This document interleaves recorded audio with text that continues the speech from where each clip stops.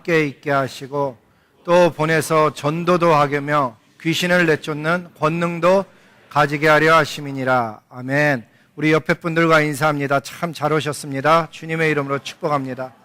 여러분 정말 잘 오셨습니다. 주님의 이름으로 축복합니다. 지난주에 우리가 성도총회를 했어요. 그래갖고서는 제가 에스킹하기를 정년이 65세인데 지금이 제가 55거든요. 조금이라도 힘이 있을 때, 젊을 때 선교를 갈 수 있게 교회가 좀 도와줄 수 있겠느냐.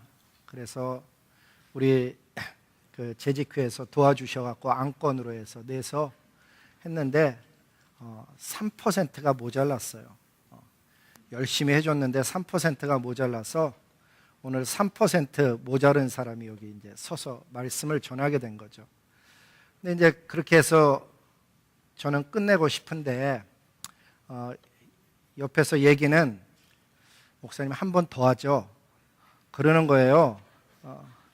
근데 그게 왜 그런 얘기를 하는가 하면 그냥 재미로 하는 얘기가 아니고 그 진행하는 과정 중에 설명이 좀 안 돼서 어떤 사람은 몰라서 이걸 찍어야 되는데 이걸 찍은 사람도 있고 뭐 여러 가지 좀 너무 빠르게 진행이 되다 보니까 혼동스러운 여러 가지가 있었어요. 그 안에 제가 봐도 그렇고 아마 여러분이 느꼈을 때도 그랬을 거예요. 그래서 이거 다시 한번 하면 어떻겠냐. 그런데 그 템테이션 앞에 제가 서 있는 거예요.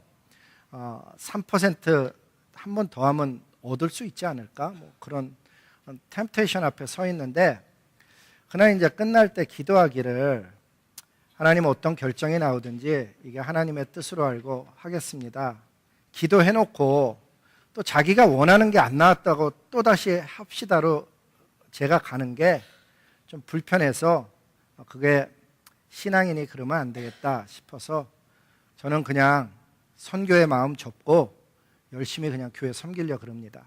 그러니까 부족한 사람이랑 앞으로 섬기는 기간 동안에 정말 부족함이 많이 보일 터인데 불쌍히 여겨주시고 긍휼히 여겨주시고 저 사람 선교 나갔으면 선교지가 어지러웠을 텐데 그래도 여기가 더 낫다 좋게 생각하셔서 이렇게 주님 앞에서 잘 섬겨나가기를 정말 소망합니다. 여러분 부족한 사람이 있게 붙들어 주신 분도 감사하고 지원해 주신 분도 정말 감사합니다. 말씀 전하겠습니다. 오늘 말씀에 보면은 본문 말씀 좀 올려주세요. 본문 말씀 보시면은 뭐라고 되어 있는가 하면 또 산에 오르사 자기가 원하는 자들을 부르시니 그렇게 본문 말씀이 되어 있는데 이거를 영어 성경으로 보면 뭐라고 되어 있는가 하면 Jesus went up on a mountain. 그래갖고 마운틴 앞에 관사가 부정관사 어로 되어져 있죠. 근데 원어 성경을 보면은 정관사로 써져 있어요. 토 오로스 이렇게 적혀 있거든요. 그러니까 옛날 킹제임스 버전을 읽는 분들은 그거를 다 the mountain side 이렇게 읽은 거예요. 그러니까 이 산은 아무 산이 아니고 그냥 그 산 그러면 다 알 수 있었던 바로 그 산인 거예요. 가버나움에 있었던 한적한 날마다 기도하러 올라가셨던 제자들이 알고 있는 그 산에서 제자들을 부르신 것이죠. 마태복음 10장, 마가복음 3장, 누가복음 6장 이 세 곳에서 예수님이 제자들을 부른 장면이 기록되어져 있는데 이 마태, 마가, 누가의 기록을 보면은 성령 하나님께서 어떻게 제자들을 부르셨고 왜 부르셨고 제자들의 퀄리티는 무엇이었고 하는 아주 자세한 내용들이 나오죠. 그것을 보면서 성경에는 뭐라고 되어져 있는가 하면 이 세 가지를 우리를 구원하신 후에 우리를 부르신 이유가 뭔가 하면 단 한 가지 이유 때문에 우리를 부르셨는데 정리해보면 뭔가 하면 하나님의 사랑을 세상에 증거하고 예수님과 동행하는 목적이에요. 그래서 마가복음에 보면 자기와 함께 있게도 하시고 또 보내기도 하시는 함께 있는 동행일 뿐만 아니라 또 필요하면 내보내는 사역을 위해서 주님이 부르셨다는 거예요. 그래서 성경 말씀 요한복음에 보면 뭐라 그러는가 하면 17장 15절서부터 18절에 보면 예수님이 기도를 하는데 제 괄호친 건 제가 쉽게 아니라고 적어놓은 거예요. 내가 거기서 나는 예수님이죠. 예수님께서 하나님 아버지께 이 세상을 떠나기 직전에 빈 기도의 내용이 뭔가 하면은 기도의 내용은 그들, 제자들을 세상에서 데려가기 위함이 아니고 구원하자마자 그냥 천국으로 데려가려는 것이 아니고 아버지께서 나를 보내신 것 같이 나도 저들을 세상에 보내기 위해서 기도합니다. 이 내용을 쓴 거예요. 그렇습니다. 저와 여러분이 누군가 하면 하나님의 자녀일 뿐만 아니라 예수님이 파송한 예수님의 제자인 거죠. 이 세상은 하나님을 알지 못하는 곳이고 이 세상은 하나님의 진리를 대적하는 일들이 수도 없이 많은 거친 세상입니다. 그 험한 세상으로 사랑하는 제자들을 보내시면서 예수님께서는 제자들을 그냥 가서 잘해봐 이런 것이 아니고 세상이 감당할 수 없는 믿음을 주시면서 세상이 감당할 수 없는 권능을 주시면서 저와 여러분을 세상으로 파송한 거예요. 그런데 너무나 아쉬운 것은 뭔가 하면 저와 여러분이 하늘의 놀라운 권세를 지니고 있는 하늘의 사람이라는 걸 알지 못해갖고 이 세상에 살면서 세상을 흉내내며 사는 거죠. 사랑하는 성도 여러분, 저와 여러분이 누군가 하면 하나님의 아들과 딸이에요. 하나님의 나라를 장차 유업으로 받을 하나님의 놀라운 상속자들인 거죠. 뿐만 아니라 저와 여러분은 하나님의 성령이 낳은 교회죠. 부족하고 허물이 많음에도 불구하고 그분이 저와 여러분을 신부 삼아 주셔서 마지막 날 세마포로 입혀주시고 저와 여러분을 천국 잔치에 부르실 놀라운 비밀을 가지고 있는 하나님의 공동체인 거예요. 이 세상을 이길 믿음, 진리, 권능 그것을 다 소유하고 있는 사람들인데 너무너무 아쉬운 것은 사용법을 모르는 거예요.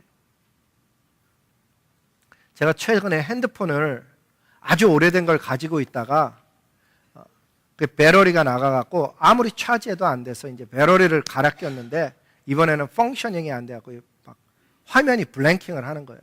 그 블랭킹 하는 것 때문에 고민하다가 이제 새로 뉴 폰을 하나 구입을 했어요. 한 달에 30불 정도 내면은 해주는데 스프린트에서 스페셜 딜이 있어갖고 거기서 300불 더 준다 그러고 무슨 제가 오래 썼나 봐요. 스프린트 저도 몰랐었는데 무슨 로열 커스터머라 그래서 80불 크레딧 주고 그래갖고 380불을 받아갖고 이제 폰을 사갖고 얼마나 좋았는지 몰라요. 근데 문제는 너무 오랜 세월 동안 구형을 쓰다 보니까 신형에 모르는 기능이 너무 많은 거예요. 그 신형 분명 기능이 있는데 이게 뭔가 이유가 있어서 해놨을 텐데 이게 모르는 거예요. 우리가 하나님이 준 어마어마한 기능을 가지고 있는 사람들인데 생각이 옛날에 고착돼 갖고 하나님이 나에게 주신 능력을 모르고 이 세상을 살아가는 사람이랑 똑같은 거예요. 기도가 무슨 능력을 가지고 있는지, 예수 이름으로 명령하는 게 어떤 일이 일어나고 있는지를 잘 모르는 거예요. 우리만 몰랐느냐? 아니에요. 사도행전에 읽어보면 사도행전 19장에 가서 보면 그 당시 사람들도 잘 몰라갖고요. 그냥 예수 이름을 사용을 하는 거예요. 자기도 잘 모르면서 뭐라고 사용했는가 하면 사도행전에 보니까 뭐라고 그 사람들을 사용했는가 하면 이 사람들도 스게와의 7 아들인데 그 사람들도 7 아들도 이 일을 행하더니 뭐를 했는가 하면 우리가 예수의 이름으로 빙자해서 그냥 얘기하는 거예요. 내가 예수의 이름으로 명하노니 그러면서 악귀들을 향해서 나가라 그런 거예요. 그랬더니 놀랍게도요.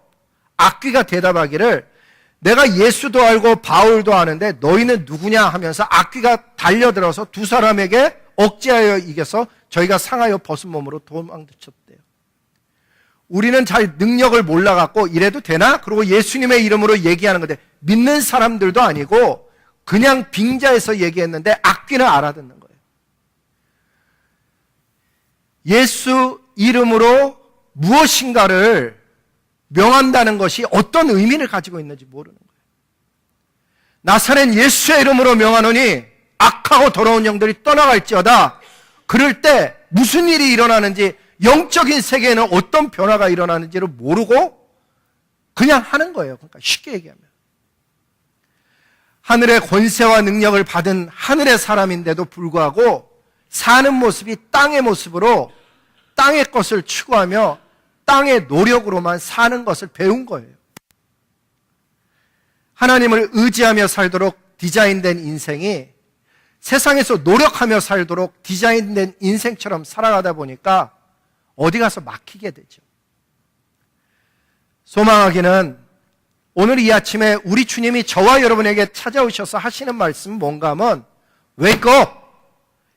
깨어나라는 이야기뿐만 아니라 너는 나의 상속자라고 이야기하시고 내가 너를 보낼 때에는 세상이 감당치 못하는 권세와 능력과 믿음 줬다고 깨달으라고 주님이 말씀하시는 거죠. 하나님이 주신 능력을 잘 사용하면 얼마나 아름다운 세상이 되는지. 오늘 우리가 교동문 읽었던 데도 보면 시편 8편 내용이 나오거든요. 주여, 주의 이름이 온 땅에 어찌 그리 아름다운지요. 어떤 사람은 삶 속에 아름다움을 노래하며 사는 거예요. 정말 날마다 눈을 뜨면서 아, 이렇게 아름다운 날을 하나님이 주셨네. 그러는 사람이 진짜로 있는 거예요. 어떤 사람은 주말만 기다리면서 사는 거예요. 그냥 월요일 되면 그냥 앞으로 5일을 어떻게 지내나. 우리가 배운 거는 직장도 하나님이 주셨고 살아가는 모든 것 하나님의 선물이라고 분명히 배웠음에도 불구하고 아침에 일어나면서 주님, 오늘도 주님과 동행하는 좋은 날 주시니 감사합니다. 이 하루도 아무도 안 간 브랜드 뉴 데이를 주셨는데 주님과 함께 동행하길 소원합니다. 주님의 손을 붙잡고 힘차게 나가야 되는 사람들이 오늘을 나가는데 커피가 없으면 눈이 안 떠지는 삶을 살고 있는 거예요. 그런 저와 여러분에게 오늘 주님이 다가오셔서 하는 이야기는 제일 먼저 뭐를 얘기하냐면 얘들아, 내가 처음부터 제자를 부를 때 뛰어난 사람들을 부른 게 아니야. 이 얘기 하셔요.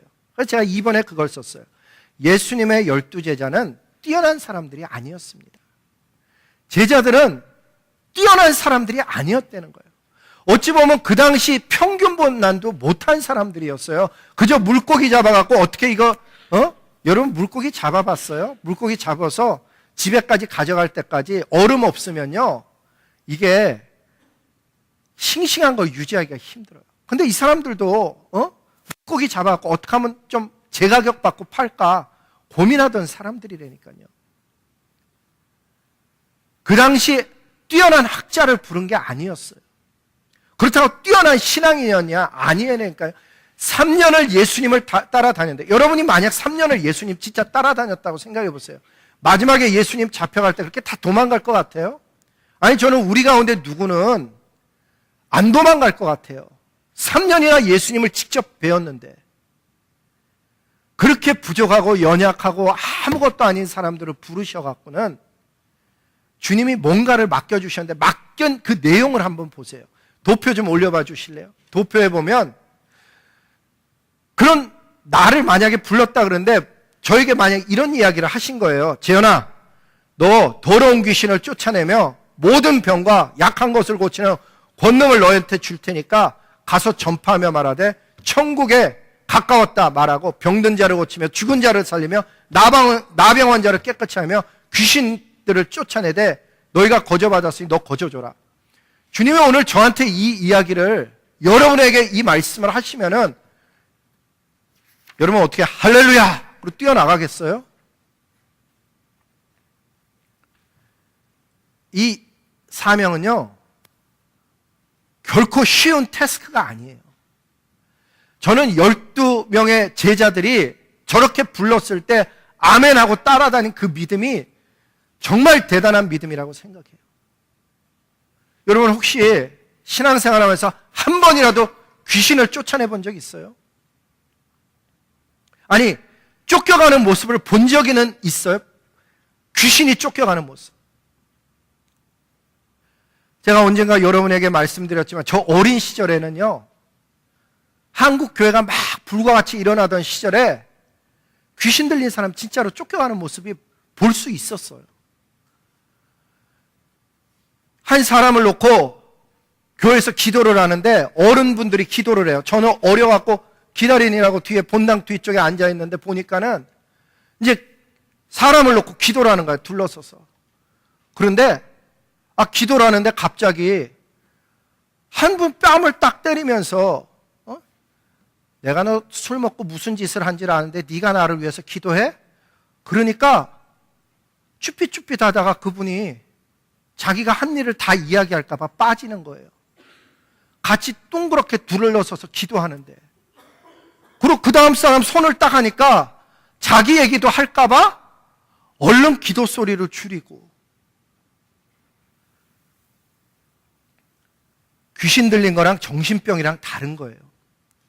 귀신 들린 사람은요, 힘이 얼마나 센지 기도하러 온다는데, 자매가, 한국에는 옷장 있잖아요, 옷장. 집안에 이렇게 옷장인데, 요 끝에서 요 끝을 이렇게 잡힐 만한 그 옷장을 들어서 문으로 막아요. 힘을, 사람의 능력이 아닌 거예요. 우리는 그런 영적인 세계를 본 적이 없고 실제로 눈으로 목도한 적이 없어갖고 지금 이 말씀의 의미조차도 그냥 치유하랬나 보다 이 정도로 생각하는데, 이런 사명으로 불렀는데 응답을 한다는 게 이게 얼마나 대단한 믿음이냐고요. 오늘날에도 사실은 하나님이 우리에게 똑같은 사명으로 부르셨을 수도 있어요. 치유하며 전파하며 하나님 나라가 가까웠다고 선포하는 치유, 가르침, 선포의 사역을 오늘날에도 해줬는데, 실제로 하나님께서 진짜 맡긴 것이 무엇인지를 잘 몰라갖고, 말씀에 보면 복음 사역 때문에 치유가 있었던 거지 치유 때문에 복음 사역이 있었던 게 아니에요. 하나님의 나라가 가까웠음을 전파하는 것이 메이저 태스크인 거예요.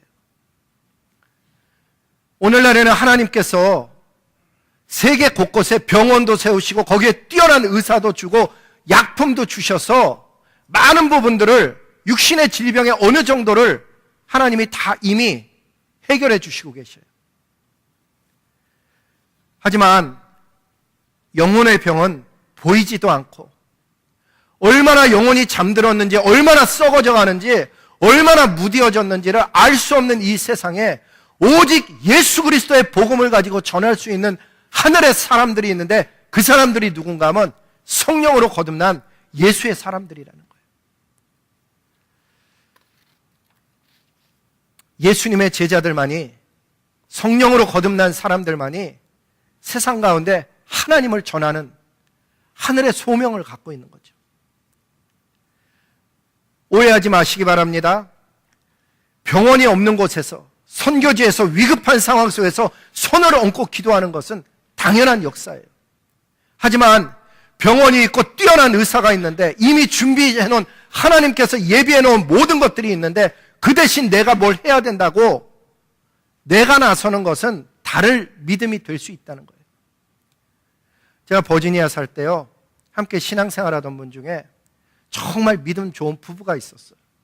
한국에서 온 지 얼마 안 됐고 정말 믿음 좋은데 그 가정에 아기가 있는데, 아기가 저도 다 끝난 다음에 들어서 사실은 정확히 전달하는 건지 잘 모르겠지만 아기가 열이 펄펄 난 거예요.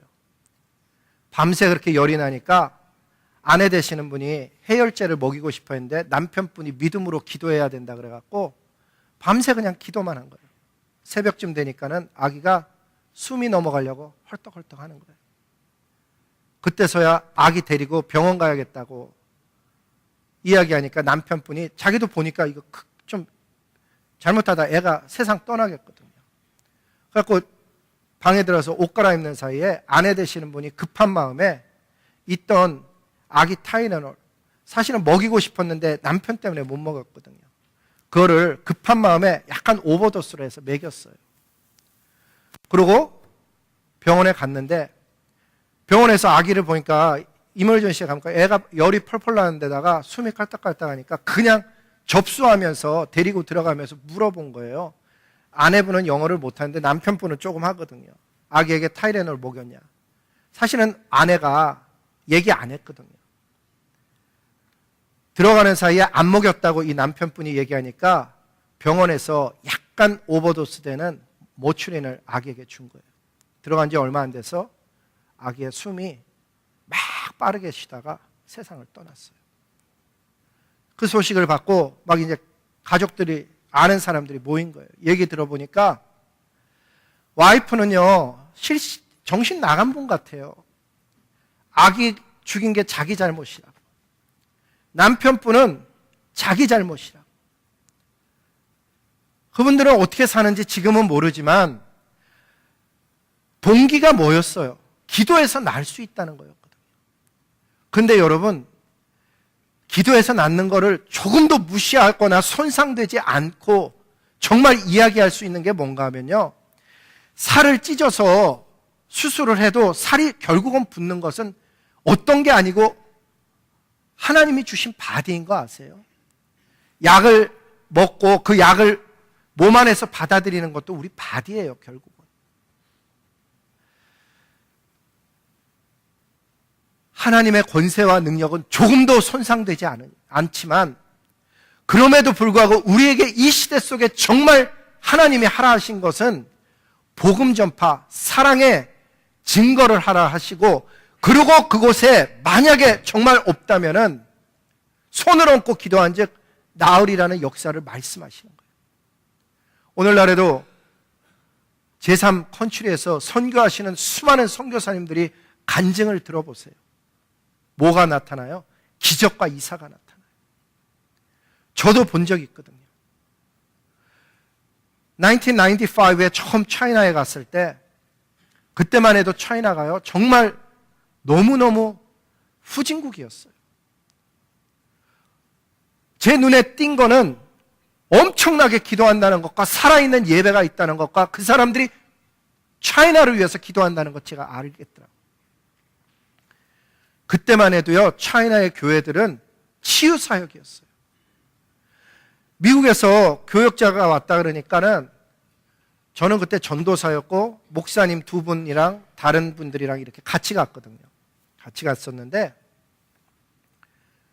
목사님 쪽에 좀 중한 환자들이 섰으면 좋겠는데 그 사람들 보기에는 뭐가 없었는지 줄을 막 서는 거예요. 근데 제가 제 쪽으로 이렇게 보니까 이쪽 줄로 갔으면 좋겠을 만한 사람이 막 제 앞에 서는 거예요. 그렇다고 기도를 해야 되는 그 시점에 뭐 안 하고 그럴 수는 없잖아요. 그래 이제 기도를 하는 거예요. 기도를 하는데 손을 얹고 기도를 하면 무슨 느낌이 드냐면, 느낌이에요. 진짜 그렇다는 게 아니고, 또 어디 가서 저를 3단이나 2단을 넘어서서 만들지 마세요. 느낌이 어떤가 하면 손을 얹고 기도하는데 하나님 아무것도 모르고 이렇게 줄 서 있는 사람 불쌍히 여겨주세요. 그리고 손을 얹고 기도하는데요, 무슨 힘이 지나가는 것 같아요. 제가 그렇게뿐이 표현할 수가 없어요.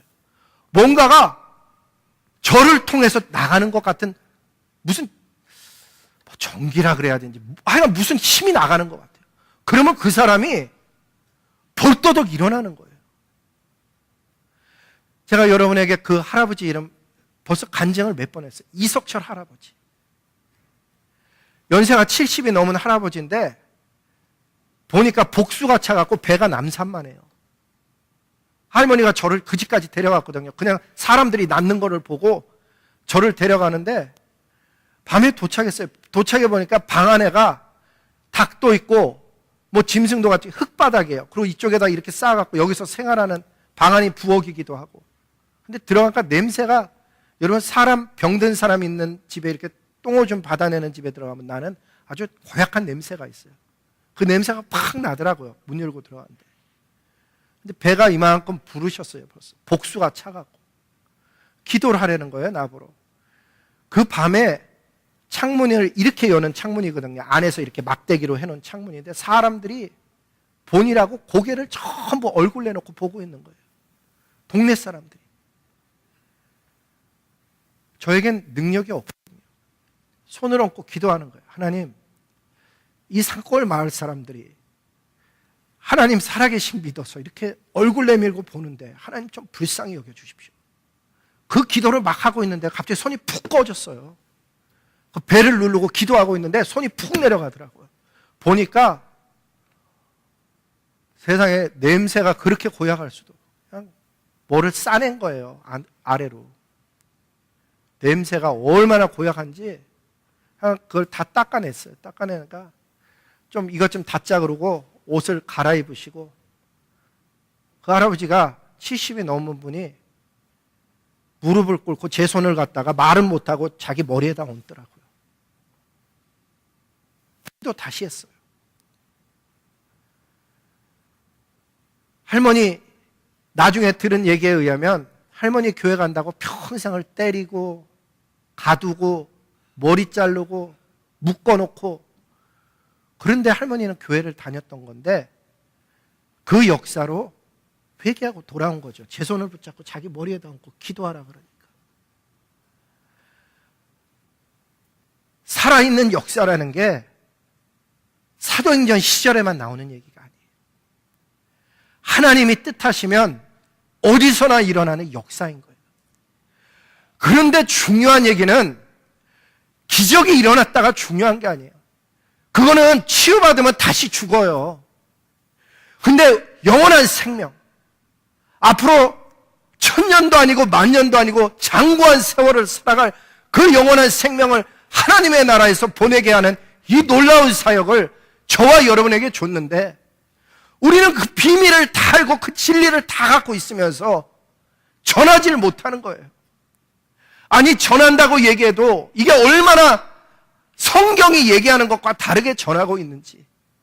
우리 교회 와보시겠어요? 프로그램 좋아요. 우리 교회 오면 뭐가 어떻게 돼요? 성경은 그렇게 얘기하지 않았어요. 성경에서 전하라는 복음은 삶과 죽음의 이야기인데, 영원한 삶과 영원한 죽음의 이야기인 거예요. 안타까운 것은 그 복음 전하라고, 예수님과 동행하라고 우리에게 이 땅에 예수님 믿고 곧바로 데려간 게 아니고 이 땅에 놓아뒀는데, 우리가 그 의미를 몰라갖고 세상 속에 어떤 사람은 잠들었고, 어떤 사람은 좌초했고, 어떤 사람은 사명을 잊어버렸고, 어떤 사람은 엉뚱한 걸 붙잡고 씨름하고 있고.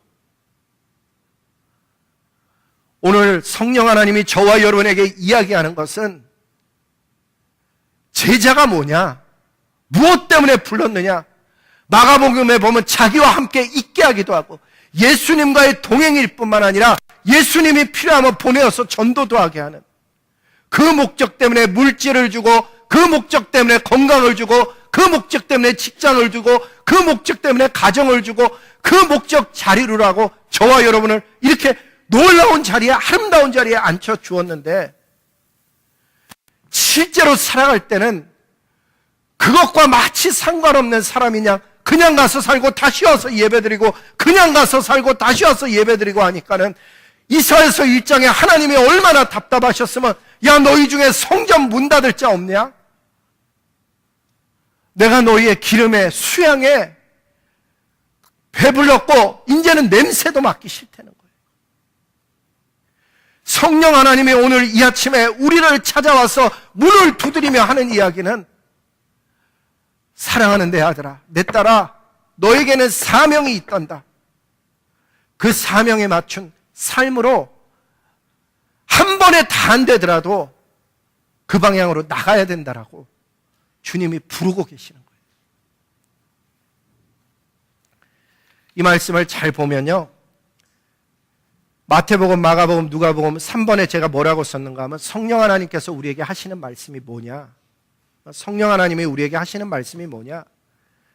1번에 제가 뭐라고 썼는가 하면요, 12사도는 본인이 원해서 된 것이 아니고 일방적인 예수님의 선택과 부르심에 의해서 사도가 됐다. 이게 핵심이에요. 내가 예수님의 제자가 되고 싶어서 되는 게 아니고 주님이 나를 부르신 거죠. 여러분을 부르신 거예요.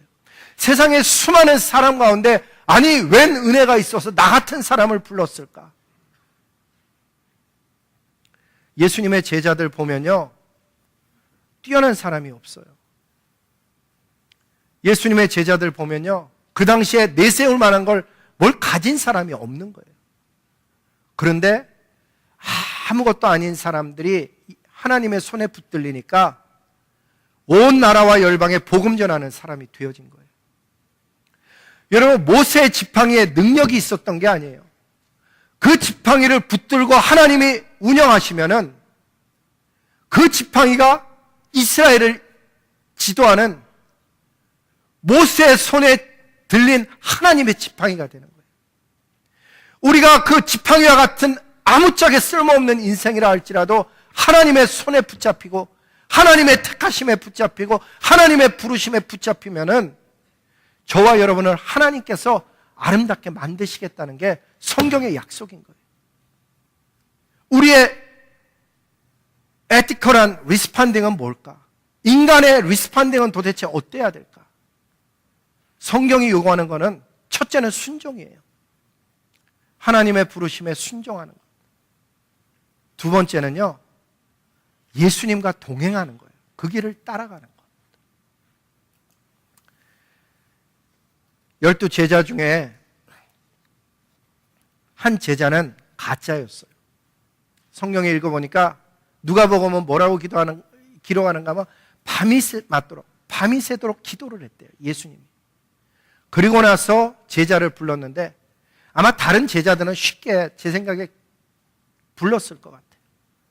근데 유다에 대해서는 나중에 뭐라 그런 줄 아세요? 너는 나지 않았음이 좋았을 뻔했더라. 이런 말씀을 했어요. 나지 않았으면 좋았을 뻔했던 그 사람이 제자가 된 그 기구한 운명. 남의 얘기 같죠? 제가 될 수 있고 여러분이 될 수 있다고 한번 생각해 보세요. 복음도 알고 교회도 어려서부터 다녔어요. 아니, 어쩌면 그 가운데 좀 뛰어났을 수도 있어요. 왜? 돈꾀를 맡았다고 성경 기록하는데 여러분 오늘날에도 그렇고 그때도 그렇고 교회 재정을 아무한테나 맡기나요? 가장 그래도 믿을 만한 사람에게 맡길 거 아니에요. 유다가 제자 12 중에 제자들 사이에서는 가장 믿을 만해서 그 사람에게 돈꾀를 맡겼을 거예요. 가장 괜찮은 사람이 가장 예수님에게 힘든 사람이었어요. 차라리 어떤 면에서 베드로가 좋지 않아요? 전 베드로가 어떤 면에서는 좋아요.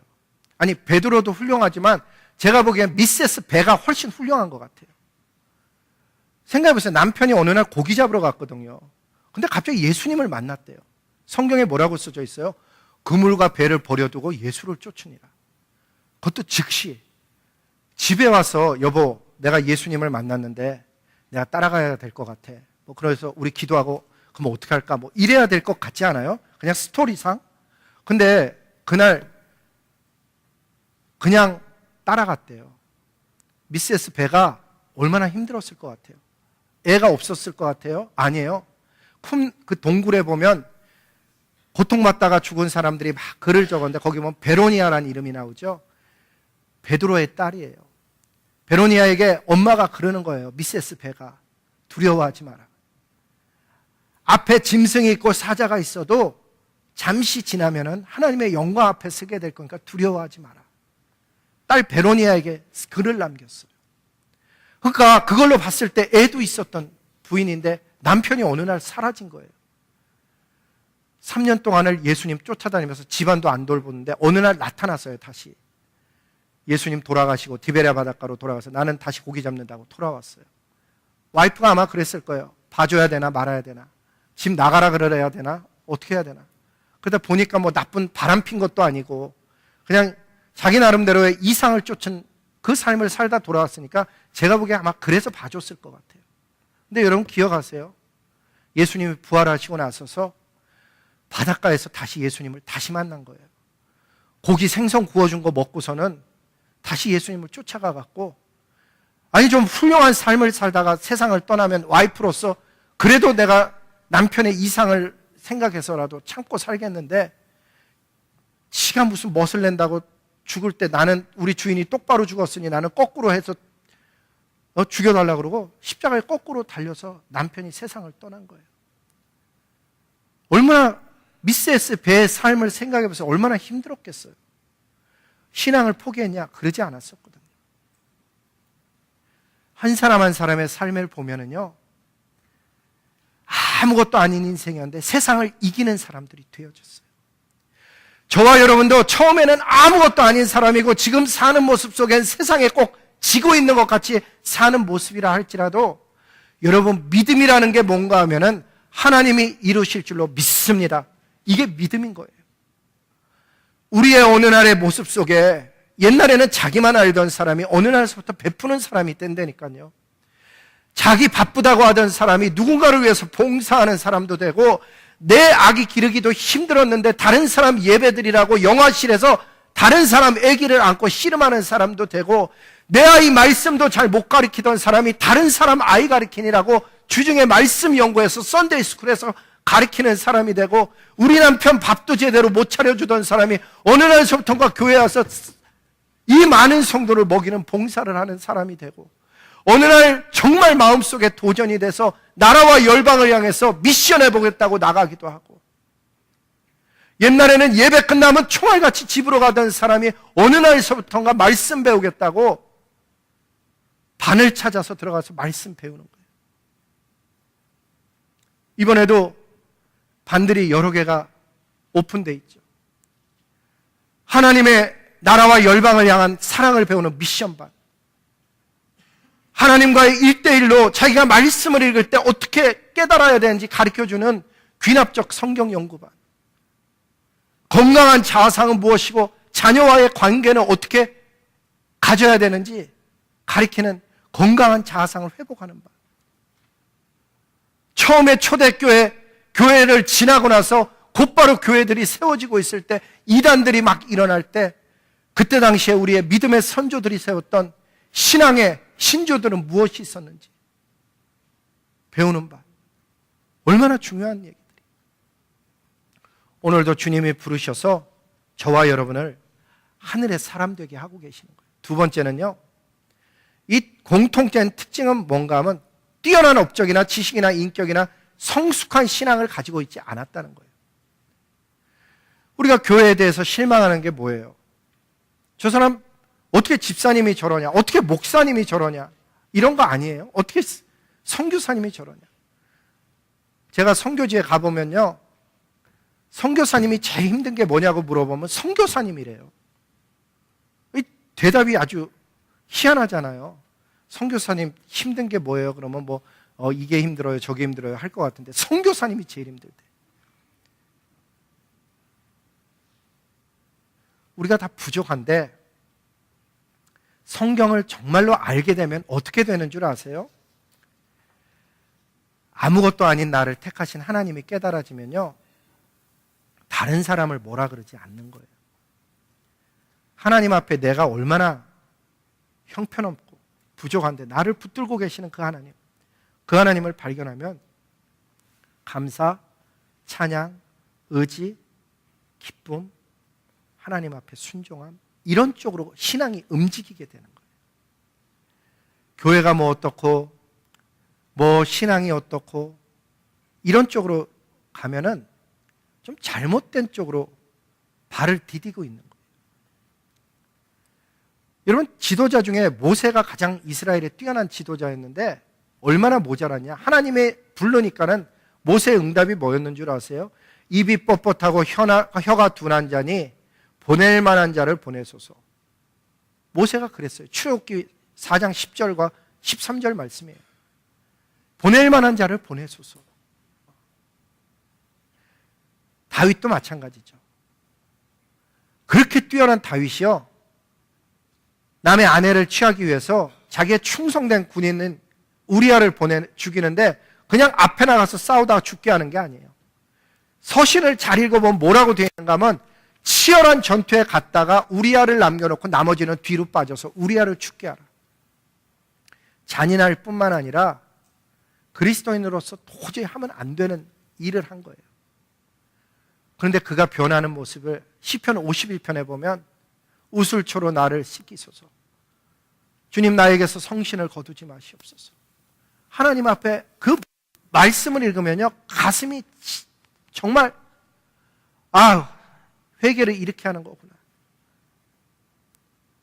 오늘도 우리는 다 부족한 사람들이 모였어요. 미성숙한 사람은 자기는 성숙하다고 생각해서 뭐만 쥐어지면 그 아무것도 아닌 걸 붙들고 자신감을 드러내. 아무것도 아닌 걸 붙들고 자신감 드러내는 사람, 학위를 붙들고 자신감을 드러내는 사람, 물질 조금 있는 것 같고 자신감을 드러내는 사람, 자기의 생긴 거를 가지고 젊음을 가지고 자신감을 드러낸 거, 미숙한 거예요. 미성숙할수록 아무것도 아닌 걸 가지고 별거 아닌 것 같고 자신감을 갖는다니까. 예를 들면 미성숙한 어린아이한테 마우라 하나만 씌워줘 보세요. 빨간 마우라 하나만 하면 얘는 아무 데서나 뛰어내린다고 자신감을 드러내는 거예요. 조금만 큰 아이들에게 아무리 멋있는 망토 씌워줘도요, 걔는 웬만한 장소는 올라가서 뛰어내리지만 진짜 높은 장소에 올라가면 안 뛰어내리고 돌아 내려와요. 성숙된 거예요, 그만큼. 우리가 정말 영적으로 성숙하면 하나님 앞에서 내가 누구인지를 발견하게 되는 거예요. 아무것도 아닌 것, 내가 가진 모든 것이 아무것도 아닌 것, 내가 가지고 있는 모든 것이 다 하나님 것임을 깨닫게 되면 제자의 삶 속에 정말 다른 면이 보여지게 되죠. 이 말씀으로 오늘 마치려고 그래요. 9장 23절 같이 읽겠습니다. 같이 읽겠습니다. 시작. 아무든지 나를 따라오려거든 자기를 부인하고 날마다 제 십자가를 지고 나를 따를 것이니라. 누구든지 제 목숨을 구원하고자 하면 잃을 것이요 누구든지 나를 위하여 제 목숨을 잃으면 구원하리라. 저기서의 제 십자가는 절대로 남편이나 아내가 애들이 아니라는 걸 꼭 기억하시기 바랍니다. 예수님의 십자가는 사람이 아니었고 사명이었어요. 사명. 자기에게 주어진 복음의 사명지고 예수님 따라가되, 패러독스가 뭐냐? 죽고자 하는 자는, 목숨을 잃고자 하는 자는 오히려 구원받는 그 진리가 모든 사람들에게 드러나서 이 비밀이 깨달아짐으로 인해서 천국이 가까웠다고 전하는 일에 자기의 시간과 재능과 삶을 바꾸어서 예수님께 가까이 가서 동행하는 저와 여러분 다 되시기를 주님의 이름으로 복을 빕니다.